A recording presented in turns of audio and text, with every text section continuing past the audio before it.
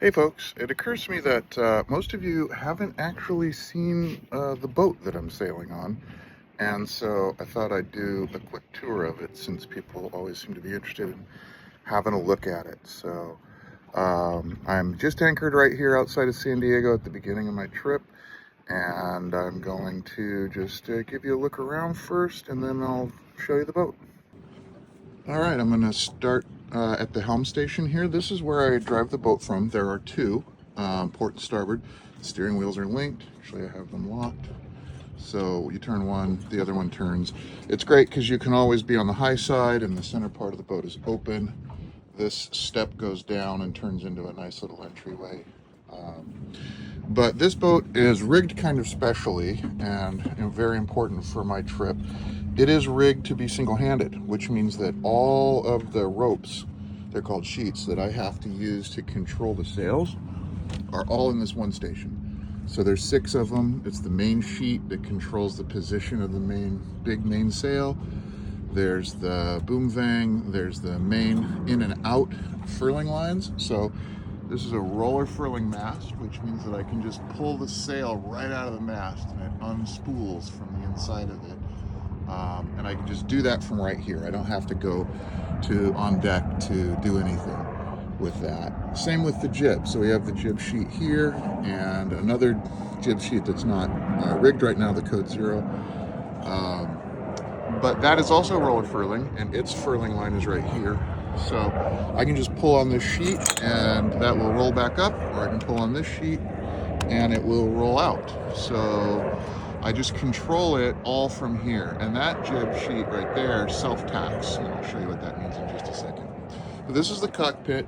There's 2 helm seats. This one is special because all of the running rigging, it's called, is let here. And then, or all the working sheets, I'm sorry. And all of the static sheets are here. This is the halyards that hold the sails up. I rarely ever have to do anything from this side of the boat. I do come over here to helm if it's closer to some danger or something, but even the engine controls are set up on this side. And I had the boat specially built and rigged this way so that I could single-hand it. And if any of you who've been on the boat know that I do all the sailing myself, despite the size of the boat. It's got a real nice center cockpit. There's a refrigerator in there. This is the spot for the lifeboat underneath it. And then there are some cushions that you put out there and they make nice lounges, but I don't really use them when we're underway because they get all wet.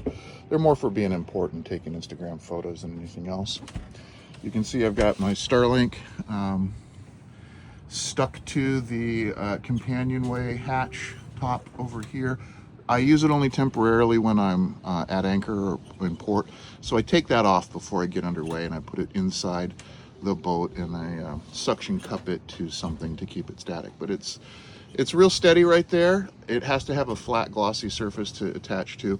When I rig the boat for the round the world cruise, then the Starlink will be pole mounted on an eventual aft arch that will go here and replace this bimini. But I don't have that set up yet, so I'm using this suction cup mount. And it's working really well. I'm very happy with it. So if we just go on deck, we'll walk around here. It's got a nice arch and a cover. This is the boom that the main sheet is controlled by. It pulls the main sheet out and it controls the position of it. That's the main sheet and the mast up there. And then the forward sail is called the jib. That's up forward. So it will go forward here. I always like to stay low and hand over hand when I'm on the foredeck. This is the foredeck, that square up there, we call it the hobbit hole. It's actually a cabin. It has a head and a bed and everything, but it's where we store sails and equipment that we don't need or that needs to stay outside. And then just go forward here and you can kind of see how the jib can go back and forth on this car by itself. When it's out, it'll go either way, and that kind of eliminates the need for a crew member. It's not quite as fast as a full-scale jib, but pretty good. This is the anchor that is keeping me in place. You can see that chain going right down to an anchor that's on the seabed. I'll be pulling that up in a little bit and getting underway, but that's how you anchor. There's a control right inside here. That little hand unit you just use, it pulls it in and out, and it takes a lot of electrical power. I probably would not be able to raise this anchor by myself if the winch were out, and the solution there is you let it go and you buy yourself a new chain and a new anchor if you can't raise it on your own, and then you're stuck without an anchor. Although I do have a temporary smaller emergency anchor in the back that I'll be able to use.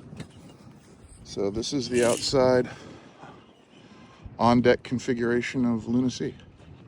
If you're interested in the mechanical systems on board Luna Sea, they're pretty clever. The main engine is right here under the stairs, just lifts right up. It is a Yanmar 110 horsepower high pressure common rail diesel.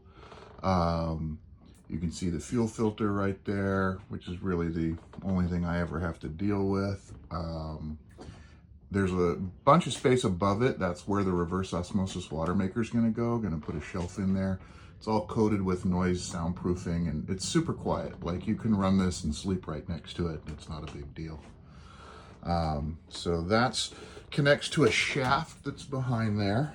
You get to it through the walls in the two cabins on the either side, and then that shaft goes through the hull to the prop. And that's there's a transmission, but that's how that works.